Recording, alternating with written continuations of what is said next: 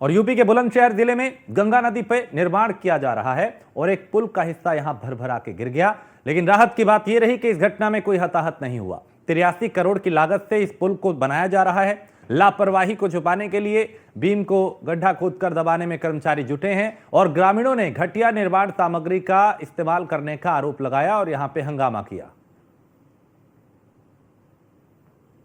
तो करोड़ों रुपए खर्च किए जा रहे हैं इस पुल को बनाने में, लेकिन हालत देखिए कैसी हो गई इसकी। जैसा कि आप जानते हैं कि गंगा नदी पर ग्राम गजरौला में अमरोहा को जोड़ने वाला एक काफ़ी बड़ा गंगा जी पर पुल बन रहा था, जिसमें कल रात में 3 स्लैब डाले गए थे। वो 3 स्लैब गिर गए हैं, टूट गए हैं, क्षतिग्रस्त हो गए हैं। कोई जनहानि नहीं हुई थी। 11 बजे रात में डाल के काम खत्म हुआ था। उसके बाद मौसम खराब हुआ था और वो क्षतिग्रस्त हुए हैं। वहाँ कोई व्यक्ति नहीं था, कोई जनहानि नहीं हुई, किसी प्रकार का कोई घायल नहीं है।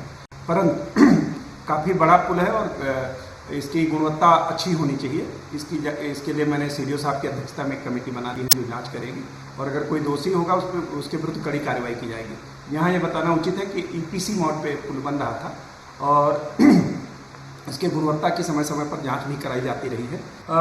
जैसा कि आप जानते हैं इस पे ज्यादा जानकारी देंगे बुलंदशहर से अशोक। तस्वीर सामने है, ये तस्वीर गवाही दे रही है कि कैसे यहाँ घटिया सामग्री का इस्तेमाल हुआ, कैसे पुल का एक हिस्सा बैठ गया।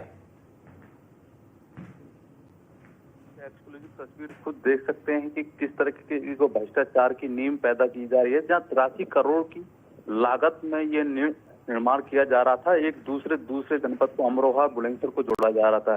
कहीं ना कहीं एक घटिया सामग्री का प्रयोग किया जा रहा है और इससे पूर्व में भी दरार पहले आई थी। खुद स्थानीय विधायक ने लोक निर्माण विभाग के अधिकारियों को पूरे मामले को लेकर एक चिट्ठी लिखी थी, तब भी फिर उसको सुधारा गया। अब सुधारने के बाद में कल शाम यहाँ पर कुछ पिलरों पर काम चल रहा था। जैसे ही शाम होती है फिर वो पिलर